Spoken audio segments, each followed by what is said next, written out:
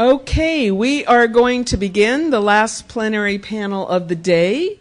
We started out with television today. Now we're going to go back a bit and hear some folks who are very well known for doing television history.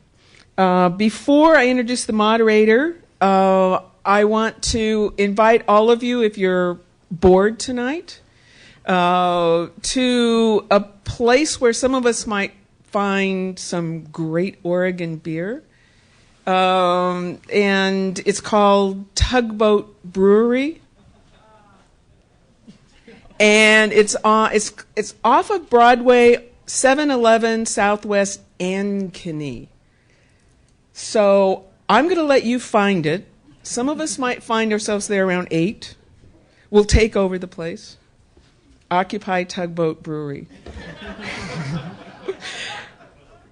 I'm really happy to introduce our moderator for this session, Carol Stabile from the University of Oregon.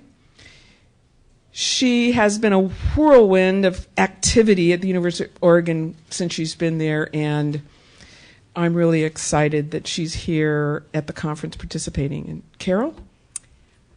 Thank you. And thank you, Janet, for inviting me to moderate this panel.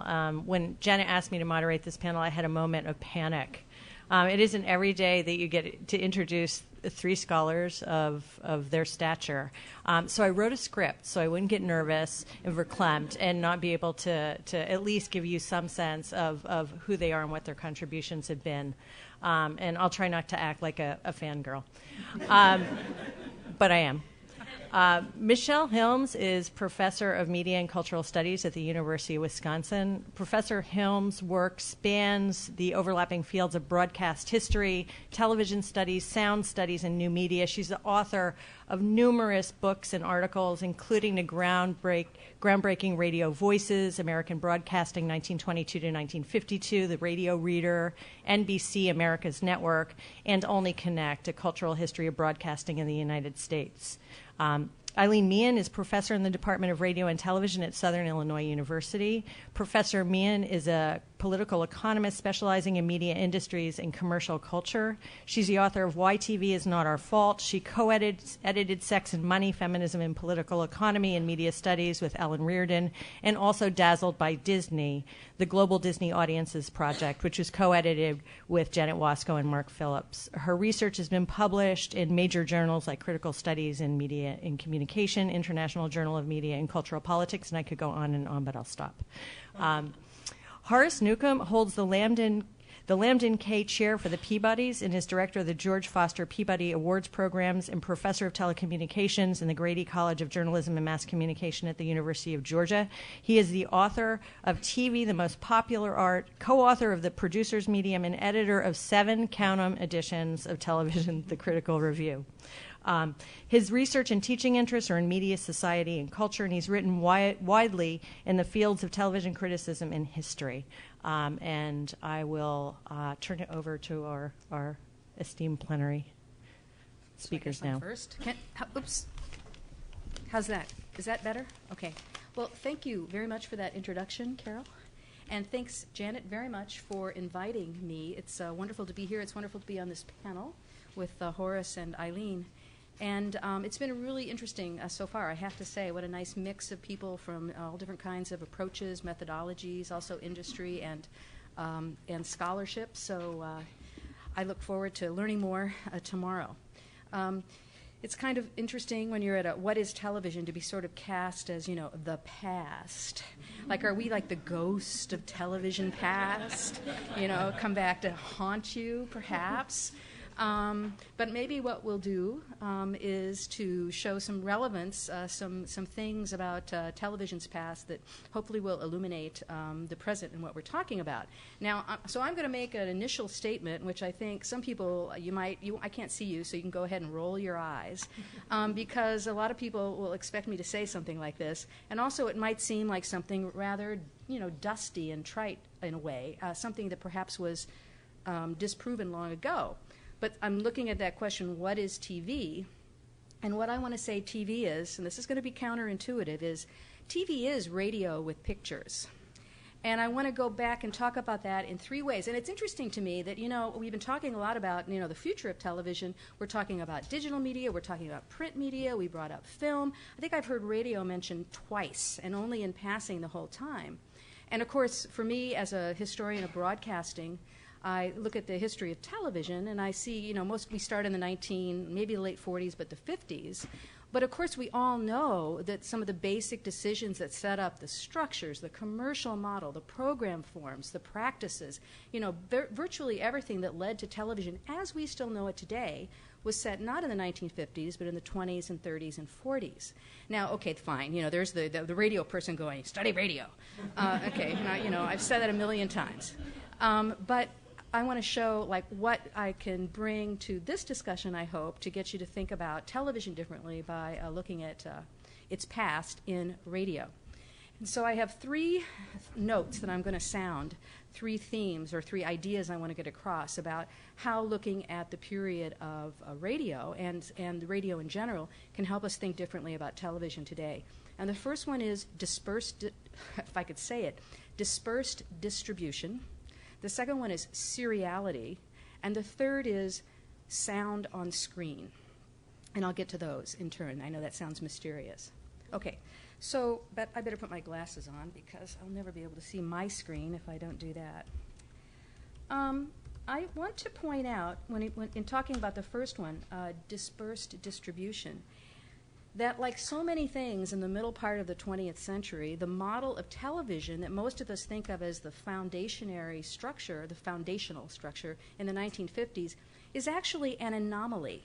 Because if we look back to the earlier period of the 20s and 30s, and now again in the digital era, what we see is a much more dispersed model of production, distribution, and reception than we ever had in the early days of television in the 50s, the 60s, the 70s, and not until the 80s.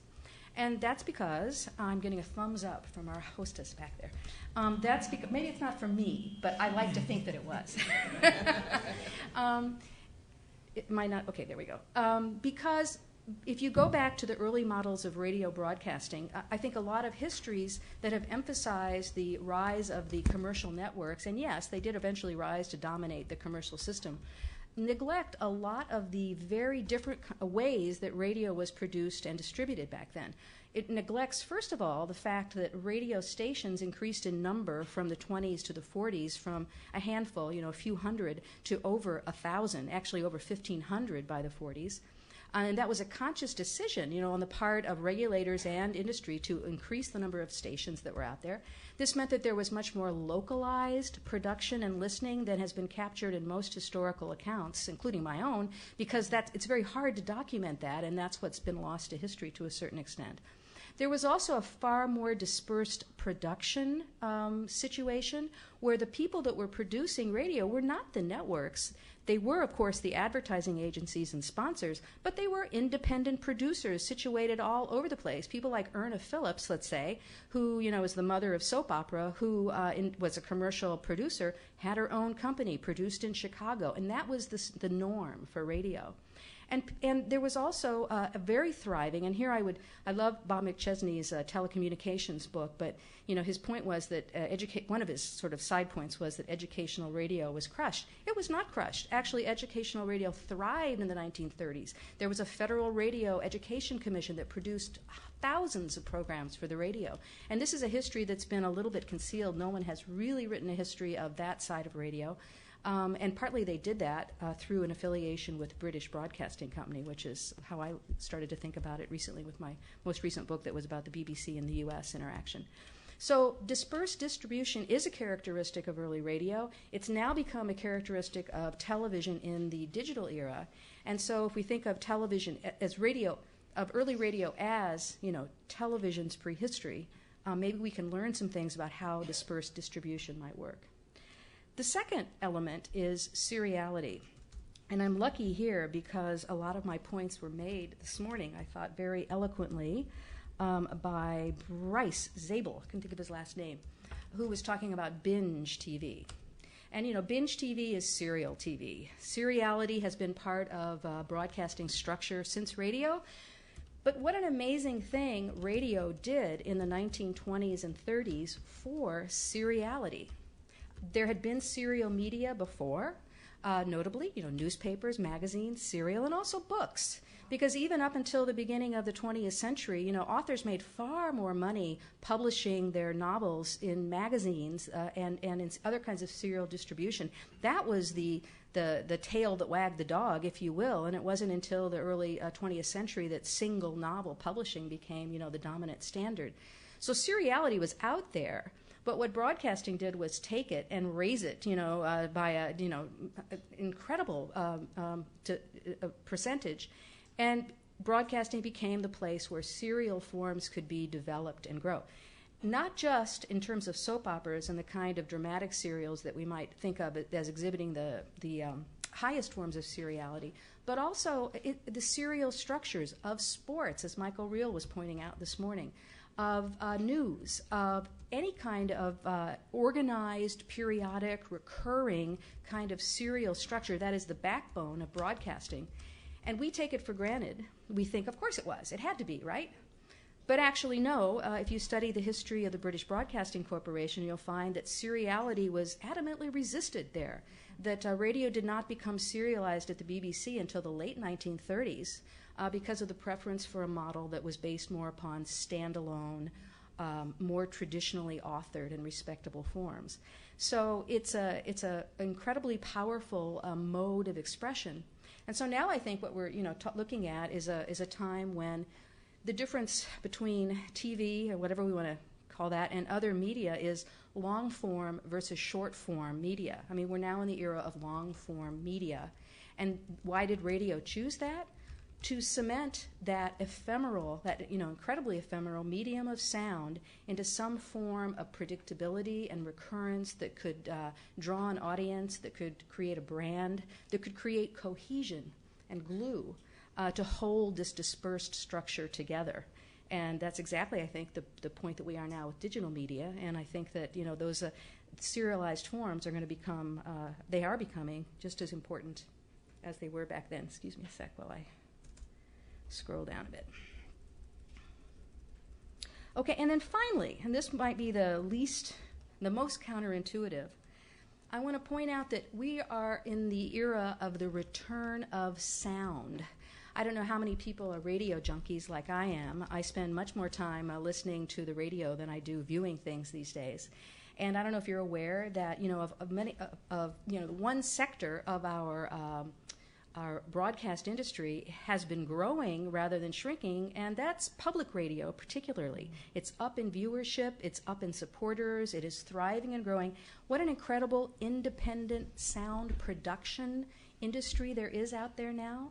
You go on sites like transom.com or PRX, and I bet a lot of people who study TV have never heard of these sites.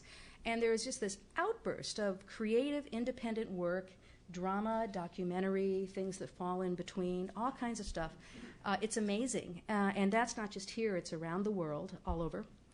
And also, podcasting, of course, has been a big field in its own right and also a mode of distribution that has helped this independent production sector rise.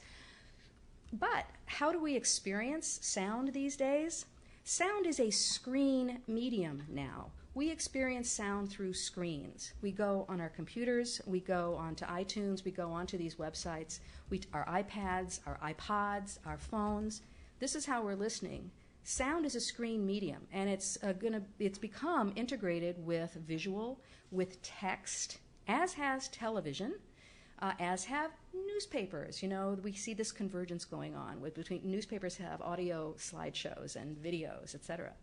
So the return of sound as a screen medium, I think, is something that is new, that is going to be increasingly incorporated into television practices, and is something that we might be able to think about in a different way, looking at the early days of radio. So to conclude, as I said, radio has pictures now. Pictures have sound. And both of these are integrated with text and other forms of creative expression in a landscape that looks a lot more like early radio than it does the glory days of either, let's say, the studio system, to take that model, or the national networks. What is television? It is dispersed long-form narratives combining sound, pictures, and text on screen interfaces. Radio with pictures.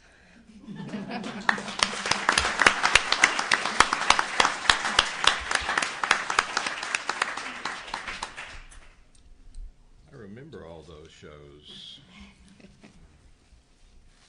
Personally? Let me add my appreciation for this conference and thanks to Janet and her assistants for putting all this together and bringing a lot of people together who might not ordinarily speak to one another. It's nice to have an occasion to do this kind of thing. It's also our first trip to Portland. Sarah always travels with me when possible, and it's a lovely city. There's some dispute, I think, over whether it was first Keep Portland Weird or Keep Austin Weird, and I'm not sure which one, but they can both claim it now. I'm going to read this. I'm a late adopter. I've never done this before, and I forgot to print out a copy, and so if this sucker messes me up, I'll just have to make it up as I go. So let me begin by saying that I've never really considered myself a historian. In part, this is because I'm sometimes puzzled about the usefulness of the enterprise. Of course, we all remember George Santayana's famous comment, which is often paraphrased differently: those who cannot remember the past are condemned to repeat it. This is usually offered as a reason for studying history, and frequently by authors for writing it. My response, however, and I've come to this only lately in the last few years, is that those who do remember the past are also condemned to repeat it. As the book of Ecclesiastes says, there's nothing new under the sun. And while we're comfortable with the familiar "nothing new" line, it's more difficult to read the earlier part of that sentence. What has been done is what will be, and what has been done is what will be done. Or in another verse, that which is already has been, that which is to be already has been. It's an humbling exercise. I read Ecclesiastes twice a year just to keep myself honest on that. But in fact, we've just heard what has been done will be done. Okay, back up a little. So far, I've not attempted to write anything substantial that I would call history because I fear the process could become endless and endlessly frustrating, arranging and rearranging material one knows to be incomplete and always skewed in some fashion. With all of these qualifications and reservations in mind, I can assume three reasons for being a designated historian for our purposes here, and the first is probably the most obvious. I'm old enough to remember the early days of television, especially the transition in my family circumstance, particularly from radio to television. Related to this is that I've been writing about television since the late 1960s, which makes things I wrote then look like history now. Indeed, I've heard that TV, the most popular art, can be used as a description, remember, flawed, partial, skewed, of television in the 1950s and 60s. Written between 1971 and 74 and published in late 74, the book does contain a good many descriptions and plot summaries that could be useful to others, assuming that they recognize that without the service of VHS or DVR or DVD, these summaries and descriptions were all written from my memory of these shows. And yesterday I found this in Powell's. It's a pristine edition, a pristine copy of TV, the most popular art, and I only have two at home, which are very beat up. Now, the interesting thing is that when this book was published, and for many years after, I've referred to it as the cheapest book in America. It sold for $2.50. I bought it at Powell's yesterday, not as an heirloom. I bought it at their regular price, used as it is, for $2.95. So something, it's either holding its value or something is really messed up here. 7 editions of television, The Critical View from 1976 through 2007, also contain many descriptions by others, as with the most popular art, contain many strong arguments about the programs described there. A second reason for my placement on this panel is likely the work done in editing the Museum of Broadcast Communications Encyclopedia of Television. With that effort, I learned from more than 300 authors that we had working with us around the world a great deal more history of the medium than I possessed. And the third reason is perhaps my present position with the Peabody Awards. In that capacity, I work very closely with the archivist in the Walter J. Brown Media Archive and Peabody Awards collection at the University of Georgia Library. The archive recently moved into a new state-of-the-art building where our fragile collection of film and video and audio and tape, CDs, DVDs, and now pods and hard drives receive the utmost care. Now, this is important because the Peabody television collection alone, not speaking of radio or other forms, holds more than 50,000 titles, with title often referring to a complete annual series of an entertainment program. This is the third largest television archive in the United States, following only the Library of Congress and UCLA's Film and Television Archive. And I'll refer only to the television materials today, despite the presence of a massive radio collection. And I always make a point of mentioning it, although I'll talk a bit more about it today, because I really want more and more television and radio scholars to come and work in the archive. If we don't have a viewing copy, we'll try our best to have it made, although we've got 16mm film stored in freezers bought from Sears to keep them from deteriorating.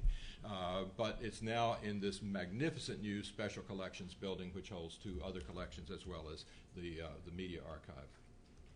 It's truly a unique collection. It comprises works selected by producers, stations, networks, individuals as their most outstanding work from the previous calendar year. We are currently in the midst of evaluating more than 1,000 entries for the year 2011. The entries come in all forms, from entertainment to public service, documentary, children's programming, news, information, and so on. And though the award is not given in categories, we ask people to submit so that we will have it for administrative purposes. The archive undoubtedly holds the most extensive archive of a collection of local U.S. television programming in the country. The bulk of these local works are from news organizations, but we also hold early children's and local children's and educational programs, teen dance programs from the 1950s and 60s, local documentaries, and the Peabody Archive is a treasure for social and cultural historians seeking mediated materials to complement other sources. But in many ways, it's also a history from 1940 to the present of broadcasting, cable distribution, and lately webcasting. The award was created in 1940 by the NAB and the University of Georgia. It is the oldest award for electronic media in the world. Several years ago, I was a judge at the Pre-Italia, and the director of the program, Carlo Sartori, came off the stage, said, we're the oldest award for electronic media in the world. And when Carlo came off the stage, I just kind of pulled him aside and said, look, I know there were other things going on here in 1940, but we were started then, so that's some of you will get that reference and some not. The great majority of the holdings are U.S. in origin, but it's also international in scope, with more and more international entries each year. And drawing on some of the aspects of the collection, I now finally, and you may be saying, address our topic, what is television? I've puzzled over this question for many years now, since the seams of the 3, 4 if you count public television, began to stretch and unravel. The coming of Fox and the first slow, then explosive expansion of cable offerings shattered my notion of a coherent television system. When Paul Hirsch and I published Television as a Cultural Forum, Implications for Research in 1983, we assumed we had adequately, though certainly not sufficiently, described and defined television. The article was meant as a response, a challenge in some ways, to what we considered narrow and incomplete explanations. The premise was simple. Television programming and content are more complicated, and we're talking largely about entertainment television, more complex than political economy, effects research, the Frankfurt School, American culture critics like Dwight MacDonald believed or demonstrated. And though I flee from audience research even more swiftly than from history, we asserted that audiences make many meanings from the meanings offered in television content, and we left it to our colleagues to prove that. Now, none of this should be taken as abandoning the contributions of political economy or the Frankfurt School or other critics, though it may be more of a challenge to direct effects research. We tried hard to make it clear that all this complexity and freedom operated within political and economic constraints. We referred to television as a central storytelling medium for culture and society, what David Thorburn refers to as consensus narrative. But consensus doesn't mean uncritical, without ambiguity, without means of questioning conventions and practices. Rather, it suggests the presence of multiple perspectives, bound together yet simultaneously challenged. In our view at that time, it was precisely this commonly available, commonly known set of arrangements, economic, social, and cultural, that defined television. The what is question had not come to the fore. What happens then when the forum is shattered, when there are multiple fora, each addressing more specifically defined viewers, when there are more and more distribution channels, some defined more and more appealing to viewers by ideology than by anything commonly shared? To some degree, these developments drive the questions before us. Yet this new, fragmented, and segmented version of television is developing in tandem with other interesting features. Somewhat paradoxically, it is now easier than ever to consider the history of television, particularly television program content. Much of that history is now no longer exclusively in the past. Much of what we so easily referred to as ephemeral is with us, at hand, easily accessed. We have Hulu, we have nostalgia sets of DVDs, we have many forms of illegal downloads. I appreciate all of these. I can now check in some cases to see if the memories I used in the most popular art were relatively accurate. Among the most important of these resources for me are services used by local television station digital ancillary channels. Various groups have realized that there's money to be made with history. Enlarging and in some ways reinventing the syndication model, retro TV, MeTV, and other services make available a substantial range of earlier programming. WSB in Atlanta, and for those of you who don't know the history of radio, you should know that the call letters mean things. WSB means Welcome South, brother, and it's still used today. But WSB offers me much of what I still consider my television. This is the programming that started my fascination with scholarly concerns and was largely devoted to primetime entertainment TV. This is the programming that led to arguments that this is the most significant storytelling invention ever conceived, a means of storytelling that shatters the Aristotelian dictum that all good stories have beginnings, middles, and ends, because television programs, like as Michelle pointed out, following radio, serialized, don't have to end. Every producer's dream for a time, but now I think they've realized that there is wisdom in conclusions. In his seminal 1976 essay, David Thorburn told us that the system of reruns constitutes a museum of sorts. That museum, that archive, is now exponentially expanded. But how do we understand that history? How do we use it as history? What does it suggest for us as an answer to what is television? One of my all-time personal favorite television programs, one I've written about, one that exemplifies some features suggested in the forum model, is Route 66. Most of you don't know what that was. It was a program about two guys in a Corvette driving around America, sponsored by Chevrolet. And they thought it would never go, but Chevy did, and they bought it.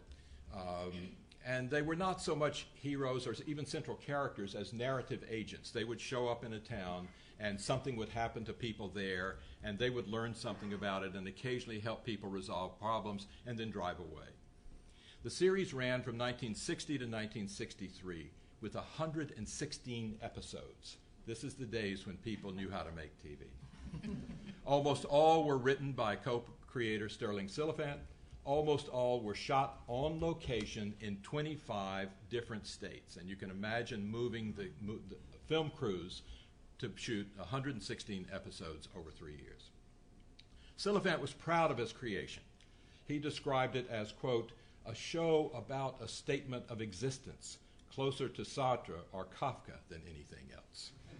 A tad pretentious, but in my view, he was right on. With considerably less congratulation, but equal enthusiasm, Mark Alvey, in his article on the show in the Encyclopedia of Television, says, the unrest at the core of the series echoed that of the Beats, especially Jack Kerouac's On the Road, of course, and anticipated the even more disaffected searchers of Easy Rider. If we study this single program as part of a history project, what strategies are in order? We can examine episodes of Route 66 to study issues and treatments of issues, television aesthetics of a particular sort, and so on. But we can also examine the show in the context of other television programming of its time, the schedule, The series ranked number 30 in its first year, 1960, with a 21.7 rating. Gunsmoke was number 1 at 37.3. Eat your heart out, cable programmers. Between the two were many westerns. Another of my favorites, Have Gun, Will Travel, was number 3. The Andy Griffith Show was number 4. Ed Sullivan, The Flintstones, What's My Line were scattered in the top 30. Route 66 didn't show up in 61, 62, but The Defenders, a major legal series that covered every aspect of social justice issues, was at number 26 with a 22.4 rating. Sing Along with Mitch was at number 15, tied with Lassie. Route 66 showed again at number 27 in the 62-63 season. We can now examine many of these programs with all of the available material in a manner that would allow for far greater richness of our analyses, more complexity and subtlety than the textual analyses of an earlier period. We have more details. We have machines that will allow us to, quote, read closely, moving forward and backward, a luxury none of us had in the earlier days. What does Route 66 mean and tell us about what television meant in the context of the schedule examined as history? But consider now another mode of comparison. If I turn to the online catalog of the Peabody Awards archive, which is available, by the way, in the University Library, I can search by year and retrieve 198 titles broadcast in 1960 that were submitted for review. Each program described with at least some minimal information and some with a great deal. I find documentaries, news programs, specials, entertainment work, children's programming, the bulk of it at that time from local stations. It's academic from WRC-TV in Washington. Communist Expose from WKCT in Miami. Focus Berlin from the USIA. Baseball's Greatest Dynasty from KPIX in San Francisco. Ben Casey, a network entertainment program, doctor program, a single episode called A Certain Time of Darkness from ABC. The Bullwinkle Show from NBC. Bell and Howell Close-Up, Walk in My Shoes from ABC, probably a Robert Drew production, but I didn't look it up. The Eichmann Trial from WABC in New York. General Electric Theater, The Dropout from CBS. We could examine Route 66 and perhaps the entire primetime series, but we would still be touching only on a small slice of what was available to viewers. But the Peabody Archive expands that beyond what we find in primetime compendia. These comparisons capture certain elements, offer material for comparative analysis, provide insight into industry structures and strategies, even into notions and definitions of quality. But is that all there is to history? Is that all there is to context? Does that tell us what television was, or is, or has become? So I'll conclude with another form of the past. As I did when first writing about the medium, I continue to rely on memory. I consider history to be memory tutored, educated, analyzed, polished, smoothed over. Therein lies the great value of history. It enables us to see more clearly. But I also continue to appreciate the other personal, angular, flawed, blurred, myopic features of memory. So it may be difficult to describe for you to understand what a television program like Route 66 might have meant to a group of high school seniors in a small high school in Mississippi in 1960. It was a group that was reading Kerouac and listening to Dylan, but also to Stravinsky and to Dave Brubeck's quartet's Take Five, or more often arguing the relative merits of Blue Rondo a la Turk over Take Five, watching Peter Gunn, another very hip and cool show, also going to the movies and seeing La Dolce Vita along with other common fare, as well as watching Route 66. And all of that caught up in the awful swirl of the civil rights movement taking place outside our doors, and also the emergence of the other great historical event that marked our lives from that time forward. In the Peabody Archive, I find 52 items dealing with Vietnam submitted for review between 1962 and 1969, including one already entitled The 20-Year War. In 1963, one of the original stars of Route 66 left the show following a dispute with the network. He was replaced by a character who portrayed a Vietnam veteran. Remember, 1963. In his introductory episode, he experienced, in a very violent manner, a manner we would now recognize as realistic, what we today refer to as post-traumatic stress syndrome.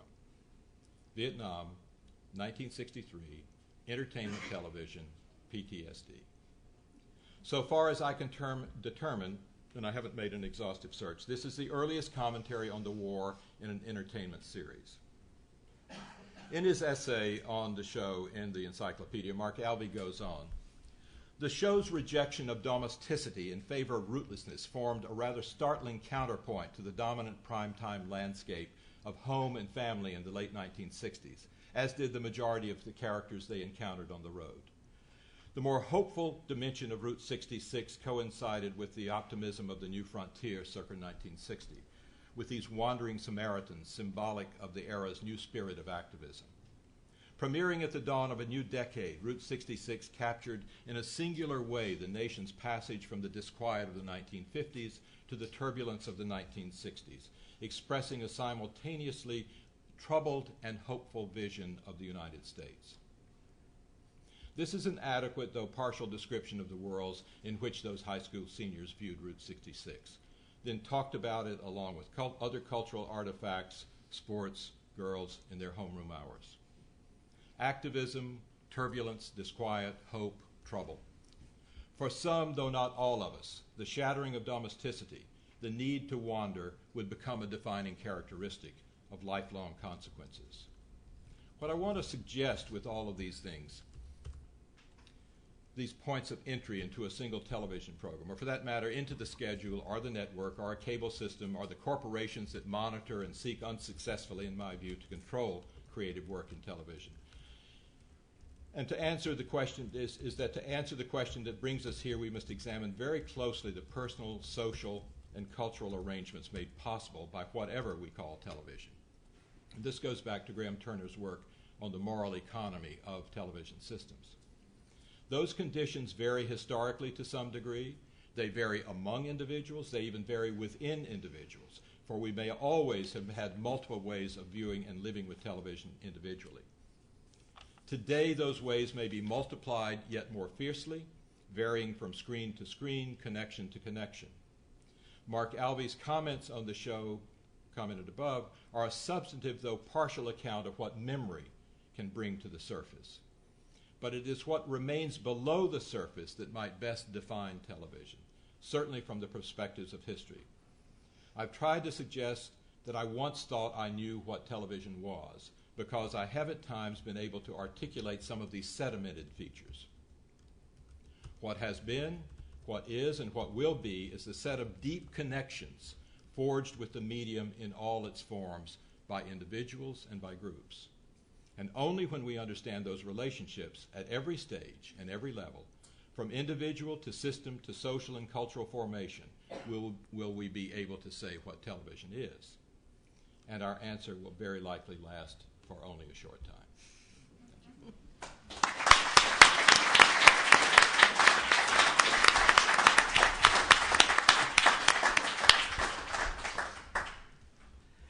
It's a pleasure to be here. It is an honor to speak with you.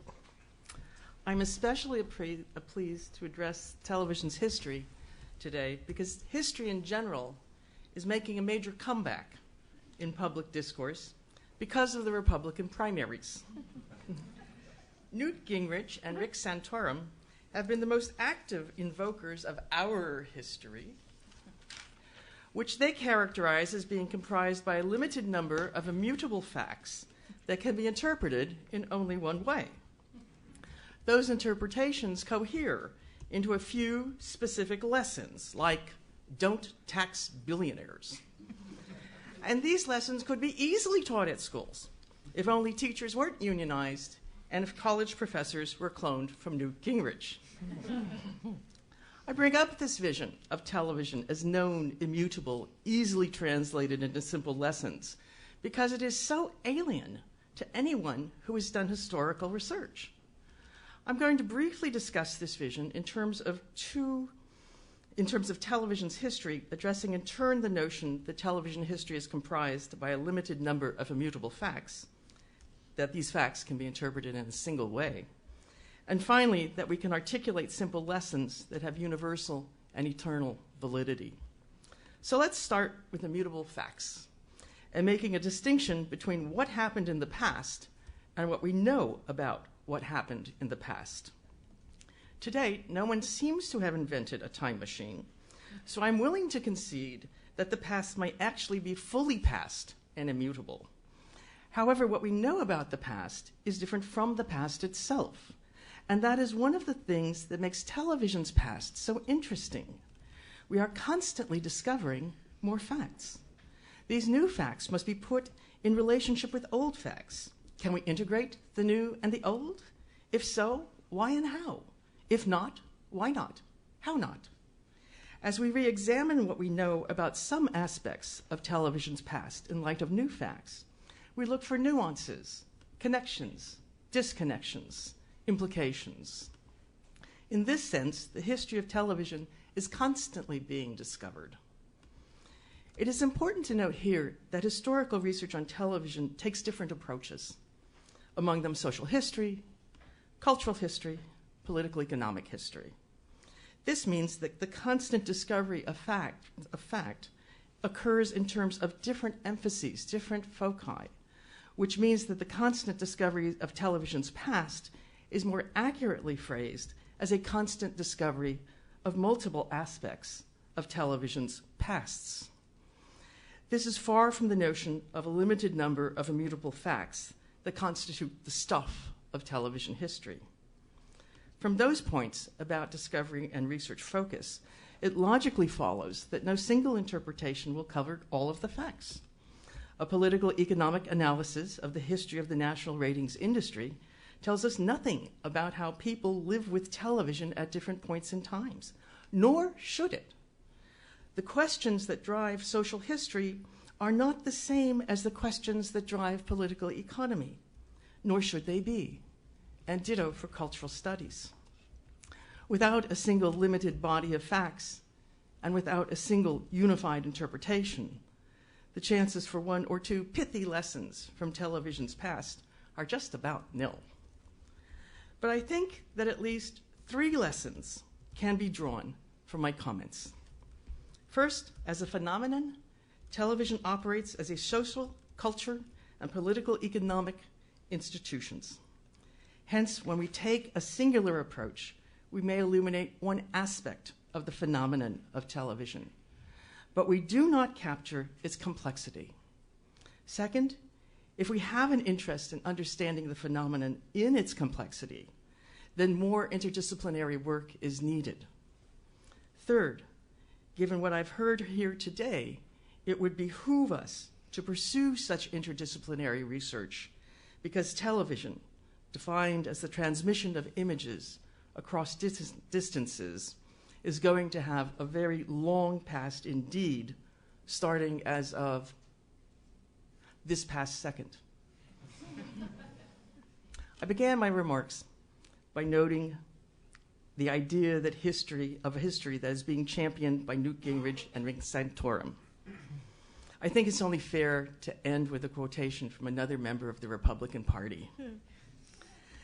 This is a quotation which I have taken out of context, but which I believe to be apropos, because it reminds us of things we have, things we need to do, and things we are still seeking unknowingly. And I quote, "There are known knowns. There are things that we know we know. We also know that there are known unknowns. That is to say, we know there are some things we do not know. But there are also unknown unknowns. There are things we do not know we don't know." I thank former Secretary of Defense Donald Rumsfeld for his contribution to our study of the history of television's past. Let us go forward. Let us know what we know. Let us find out what we don't know that we know. And let us find out the unknown unknowns that are unknown to us that we don't know yet. I will be pleased to accompany you on that journey. Thank you.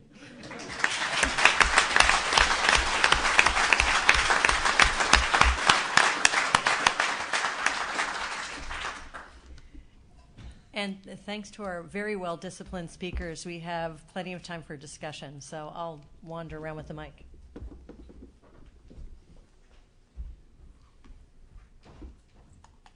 George Bush picked people who could only talk as well as he could.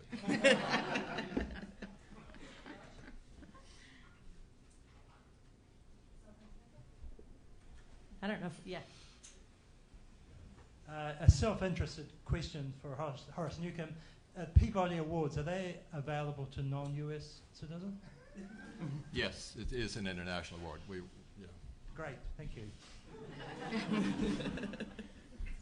But we've never given more than 38 awards in a single year, and this year we have 1,050 entries, so it's tough for everybody, including the U.S. citizens. Well, as you might expect, I'm going to come with a technology question. If we look at the pioneers, the people who initially gave us TV, you have people like Sarnoff at RCA that gave us NBC as a way to sell more TVs. Today we have a number of other companies ranging from Apple to Google that are looking for new ways to sell their product. To what degree do you think that understanding TV is as much about understanding the corporate pursuit of profit as it is about understanding what the viewers want, the community, the importance of news, etc.? Is that for all of us? Everybody? Whoever wants to take it. I think you should take it, I Eileen. think I should take it too. Yeah. I think I should take it because this is, to me, one of the centers of my own research. I'm interested in the way that governments and corporations in capitalist countries come together to create platforms for these things to happen, running for everything from intellectual property and patent laws into governmental supports for specific kinds of markets, like the governmental control and regulation of the electromagnetic spectrum that is then given free to people to go make money on, as opposed to renting it to companies to go make money on. I think those are really crucial things because in the particular systems of commercial television in capitalist countries, we're going to see a different kind of articulation about what television really does, what viewers count and what viewers you can throw away because advertisers don't want them, and what sorts of stories can be told because they're cheap, they hit the target, and they're easy to run through the system. To me, those are the crucial things. When we approach television as a part of an entertainment information sector in a larger capitalist economy that is integrated into a world economic system that is based largely on profiteering. Now, that said, I love Dog the Bounty Hunter. You know? I love the way that show is organized. You got the sermon in the van. You've got redemption at the end.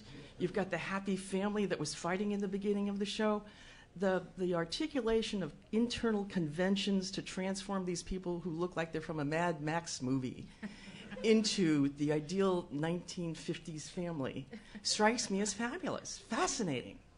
I enjoy talking to people who find that program to be of significance to them.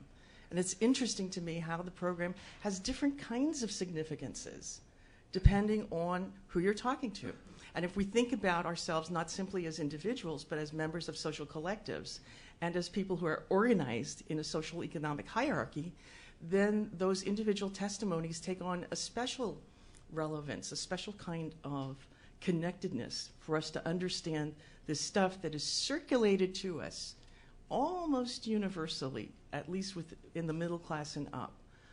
And that is presented as our window in the world and our mirror of us and our feelings, and which is driven completely by economic motives and political concessions to political powers.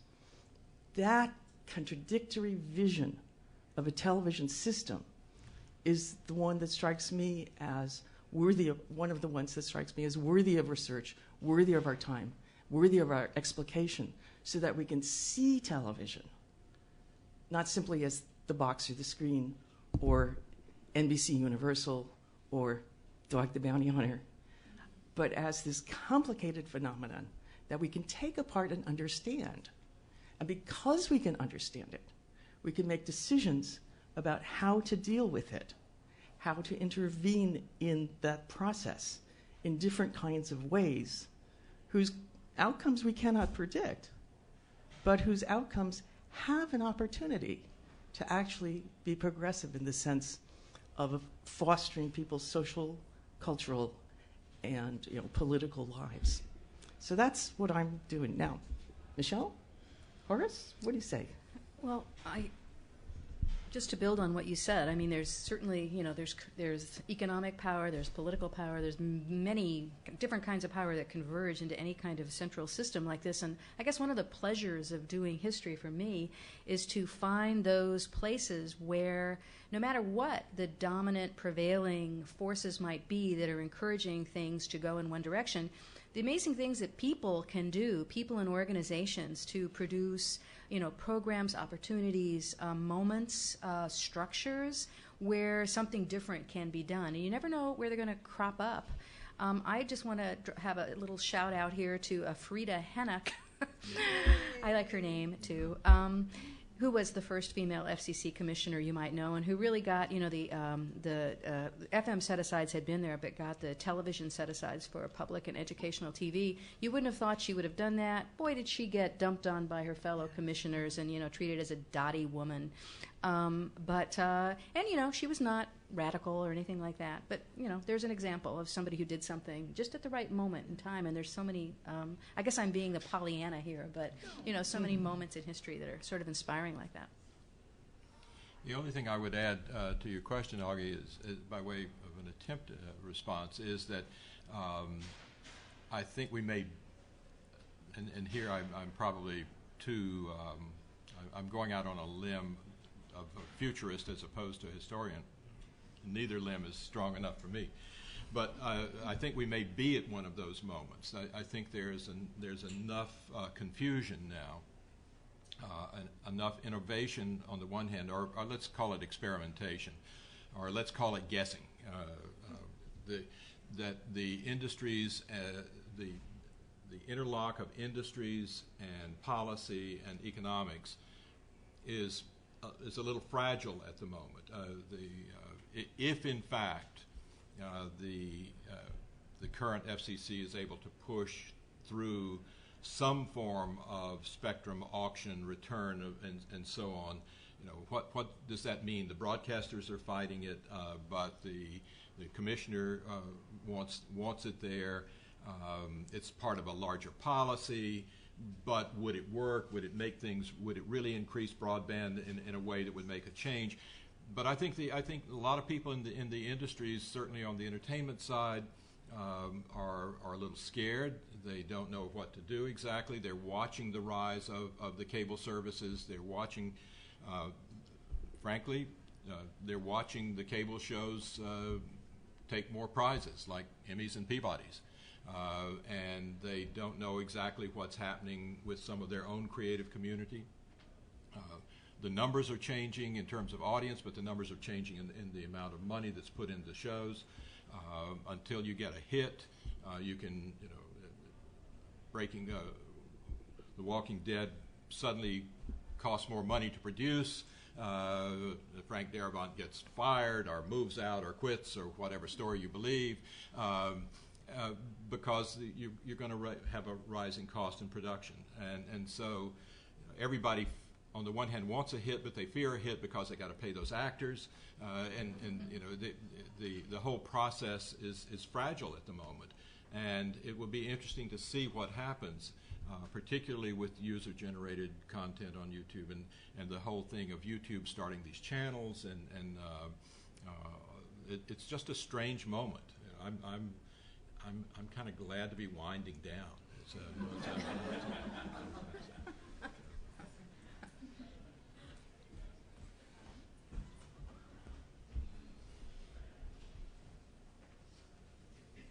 I wanted to ask all three presenters about, obviously radio has been brought up as a predecessor of television, but what about the larger question that seems to be quite often overlooked in television studies of television's relationship to other media? I would throw out, perhaps we can think of early television is not just radio with pictures, but illustrated telephony, or television's relationship to the cinema, television studies and film studies remaining mostly on separate tracks, just ones that are not largely in dialogue with one another, television's relationship to home stereo, things like that. I wonder if any of you, all three of you, could speak to that sort of concern. Michelle, you want to start with Well, I feel like I've spent my entire career dancing on these edges, between cinema and broadcasting and radio and TV. And it's interesting how these divisions remain in place in scholarship. I mean, it's a scholarship question, right? Because people use these media completely across all of these platforms. And it's interesting that, we're now in this, we've been talking about so many transmedia experiences where, we can't even talk about an isolated text because the text moves across, all of these different media. So I feel like, you'd think scholars would notice that. And we are. I mean, we have. But you're right. There are these unexplored avenues of interaction, and I think I'll harp on sound again. But there's been people recently talking a lot about music, or especially popular music and sound. It's a medium. We ought to be studying that in our communication departments, in our media departments, and we still tend not to. And the musicology departments, they're taking on a little bit, but they're not really interested in the media. And it's amazing to me that we don't have popular music and sound more integrated into our curricula. But I think we will in years to come. Still an optimist. I would just say you defined a very fine research agenda. Yeah.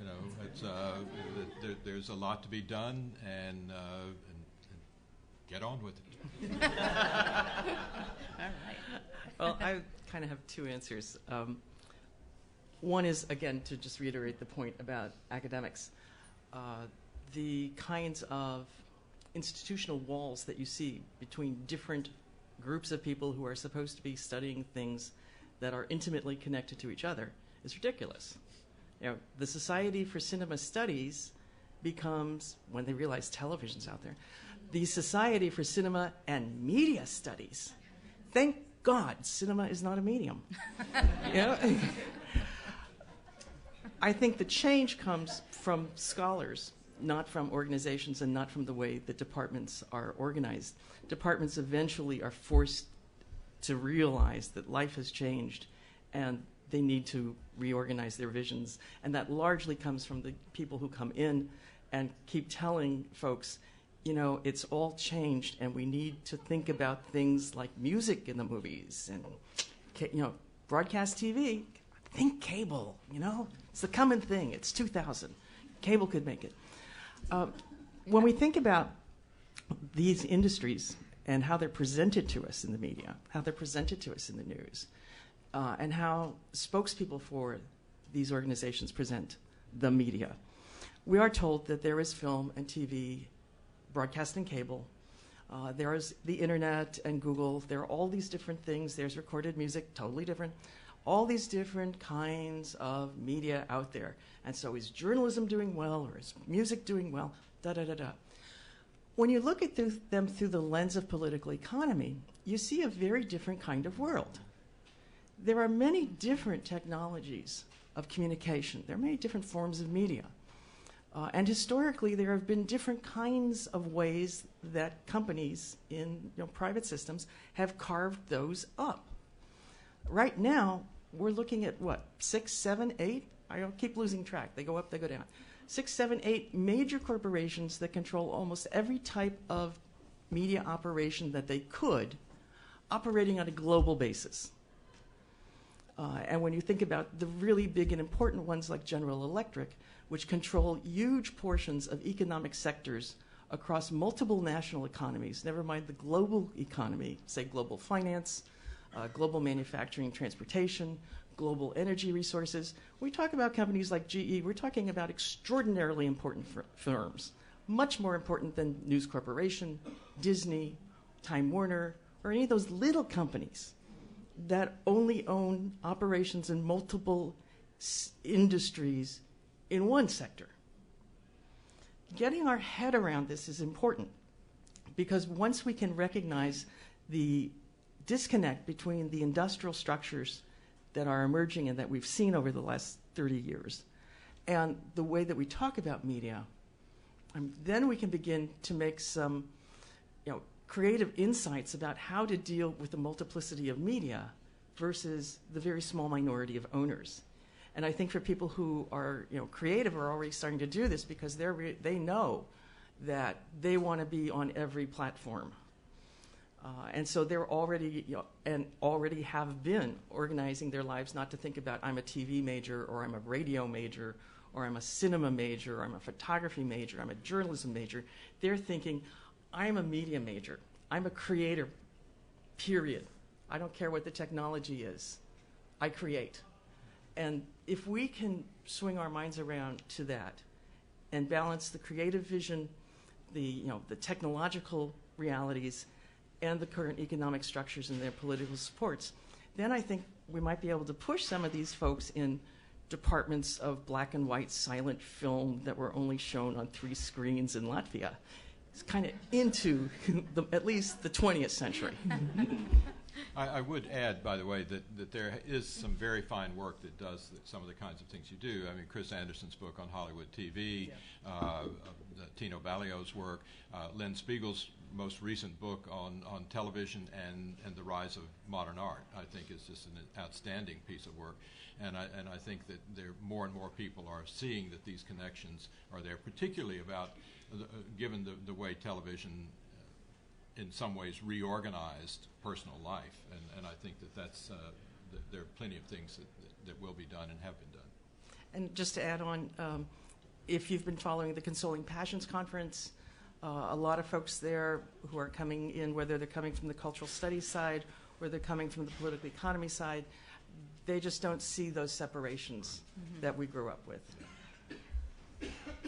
I've got a question for Michelle. I tend to agree with you, and in fact my paper at this conference indicates that I agree with you that contemporary television looks an awful lot like radio. And I'm curious if you have any speculation on why that is. Is it comforting amidst all this change, let's just go back to what worked 80 years ago? Or I'm just curious about what you think about the reason for that sort of return to radio. I guess I'd like to think about that in relationship to what we think of as not radio, which is the period of network television, that it was what I've called the classic network system, the most concentrated, centralized, modulated. That was an aberration, and that was not by chance, although technology had something to do with it. But just put this in the context that it happened. This was the Cold War. This was consolidation. This was a political decision. We know that. And it's interesting that, so we get these very rigid, centralized structures that hold things in place for economic and political reasons, around the world as television is rolling out. That's what it rolls out into, that particular historical moment. So I think that's the aberration. And the weird thing is, so that's when television rolls out as a extension of broadcasting. That's when media study enters the university and we start thinking about these things. That's when the first books about television appear. So we have that, so central, that, who was it who spoke earlier, the 3 networks structure. You turn on your television and you have, 3 choices. But that's the aberration, like so many things. I mean, some of them good, some of them bad during that particular period of the 20th century, I think. So I think we're going back to a model that is much like the dispersed media models across media, not just radio, but print and music and things that existed before. My question's also for Michelle, and I was actually going to ask the same question, but if I could just follow up, it seems to me that in the new media press, there's a lot of talk about returning to early television. There was a really great headline in Ad Age a couple of months ago, Facebook ad exec, we're like television 1951, right? Which is why do that? And I'm wondering if actually the dispersed distribution issue is exactly what's going on, that there's a kind of nostalgia for the 3-network model where companies could make tons of money without having to do very much. And so I'm wondering if you think that's also true, and if so, is there a way to envision a robust economy for radio like today, where there's dispersed distribution, but also tons of people can kind of make a living. Yes, you put your finger right on the weakness of the new sound innovation explosion, is that everybody's working for little public radio stations and they're making, a pittance. Some people are doing okay, like Ira Glass, but, there's he's just unique, I guess. Yeah, I wonder, I don't know what context that ad was in, but certainly we're returning to the sponsored program. Was that, I don't know if it was about that, but I've seen some other. In fact, somebody was talking about that earlier today. I wish I could remember exactly who.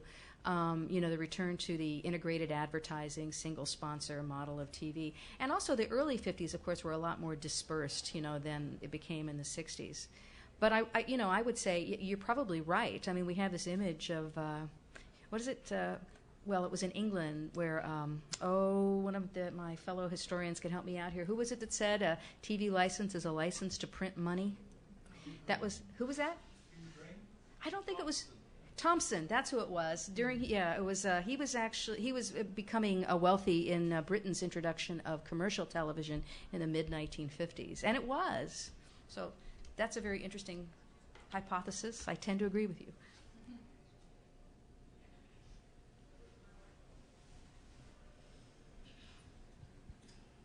There was a statistic earlier today that I think the average American spends 160 hours a month with television, and we know that going back through the 60s, people have spent upwards of 4 hours per day watching television. Dallas Smythe quipped in the context of China's Cultural Revolution that time spent attending to individualist pursuits is time not spent overthrowing capitalism. That's kind of an extreme example. I think Harold Innis probably put the question better when he asked, why do we attend to the things to which we attend to? And I'm wondering, looking back over the history of television, how can we look at that question and think about television as a cultural, social, and economic institution in terms of what we have attended to in the capitalist world, spending almost a full week's work with television in addition to the work we do in remunerated jobs.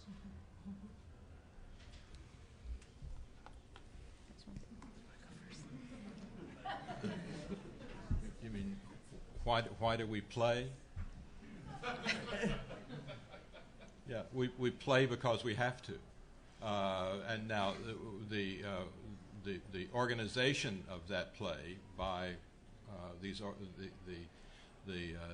television producers, networks, systems, whatever, is a problem, and we study that as a problem. We attend to it in that way. I study television. I attend to television. I probably watch, counting the news, I probably watch 3 hours of television a day. That doesn't count the Golf Channel on Saturday, depending on what the tournament is. And I find something important in all of that. When Graham Turner was talking this morning, I realized with his comments about the anthropology colleague that he has that in I used my degree's in American literature. I never had a communication course. I never wanted to do that. There weren't any where I was, and outside of the fact that I was on the debate team and had an entire semester devoted to the study of Robert's Rules of Order. But for me, it's about the study of culture. And the way I study American culture is through television, and I have no reason to apologize for that or worry about what I take as the rather harsh notions of Smythe and Innis. I want to come at this from a kind of different direction, Lee. I don't trust the numbers. Any numbers that we get from Nielsen or similar kinds of firms are rooted in those companies' self-interest. And one of the things when we look at the way the ratings processes are designed, and I won't say measurements, processes are designed, they're designed to balance the advertisers' demand for the right kinds of eyeballs and the venues, the cable channels and the TV channels, their demand to get as much money as they can from the advertisers. So, the big numbers are the right kind of eyeballs. And as ratings companies, as the different monopolists have kind of worked that out, balancing, giving this side a concession and that side a concession. But one of the things that's most interesting to me about Nielsen is the degree to which the main numbers that they collect and count don't really measure viewing. In the old meters, if the set was on, you were viewing. Now with the people meters, you've got to fool around with the little, hit the button thing. But if you hit the button and you leave, you're viewing. And then there are things like the Surgeon General's report on television from, I think it was the late 1960s, early 1970s. And one of the studies in there, very old-fashioned, they rigged up a 16-millimeter film camera in the living rooms of these households, and it would run, and I can't imagine the difficulties involved technically. But one of the things they found was that the television was frequently on and no one was in the room. It's like Saturday morning, children's TV. Yes, great shot. There are the children and the TV's on. Then, boom, they're out of there. And they run through and they throw things and they yell. But are they viewing? I think of my own habits, go home from school, start to cook, turn on the TV, do the New York Times crossword puzzle, talk to a friend on the telephone, and correct papers. Am I viewing? I think there's a lot of interesting stuff that can be done looking at what people actually do with these media. And when you think about households with more than one television set constantly on, and music constantly playing, and computers constantly on, that's a whole different kind of electronic mediascape in the home than the ones that get measured and that get talked about when we talk about viewing and audiences. And I think there's a real disconnect there. But we need to develop the data to see if that exists or not. And we're certainly not going to come from any commercial organization, not in their interest. So I guess I've got more hope. I'm on Michelle's side on this one. Yeah. I hope that people aren't viewing. I hope the numbers are wrong. Well, just to reply cynically, why don't you ever hear this about reading? Oh my God, 4 hours spent reading is the time you're not out, and, obesity caused by reading. It is a sedentary activity, you never hear these things, Well, so that ought to say something about television as an object. Yeah. I got very excited by something Eileen said, because it made me think very differently about media history. I heard part of what you were saying is that we need a kind of integrative approach to understanding media history, rather than the way that we've studied and trained our students to be either, historians of film or cinema, that each time a new medium enters the field, you see these massive kinds of reorganizations. So rather than trying to map out this genealogy of distinction, which people do all the time now with new media, right? Lev Manovich says it's cinema, right? New media comes from cinema. Other people want to stake out TV or radio.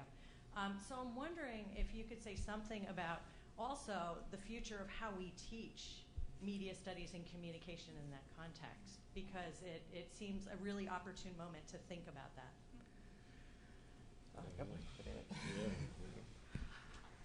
How are we going to teach this stuff? Especially when people have got their pods in and their phones on and they're checking their email. And they've got the computer open, but in that auditorium, you don't really know what they've got on the screen. You got a good guess. Yeah. You have a good guess that it's not what we're doing. So how do we teach it? That's the million-dollar question, and it's a matter of opening our minds up and thinking larger and getting input from people whose immediate experience of media is in this multiple outlet, multiple technology kind of system, as opposed to sitting in front of the TV and Dad decides what you're going to watch. And there is only one TV in the house, and it weighs about 5,000 pounds. Do you have an answer? I think that what you were describing to me, it kind of reminded me of the wallpaper in my bedroom growing up in Brooklyn.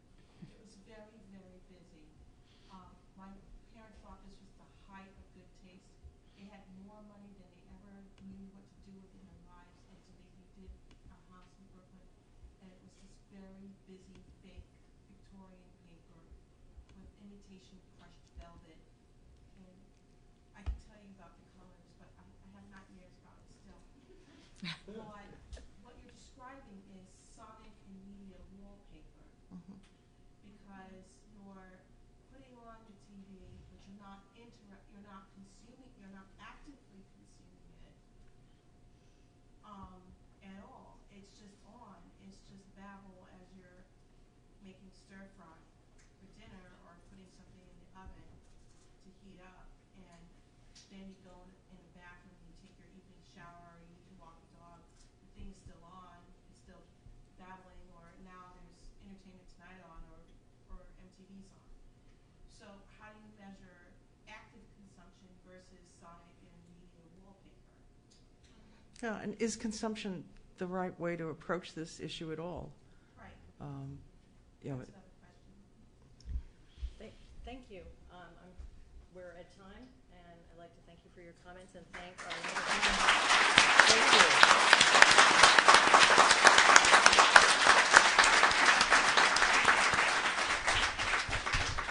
Thank you. This was fun. And now it was very interesting. Worked out well. Nicely attentive. Yeah. And now that is a great idea. Yes, right, yeah. Connects with people's experience of the artifacts, too.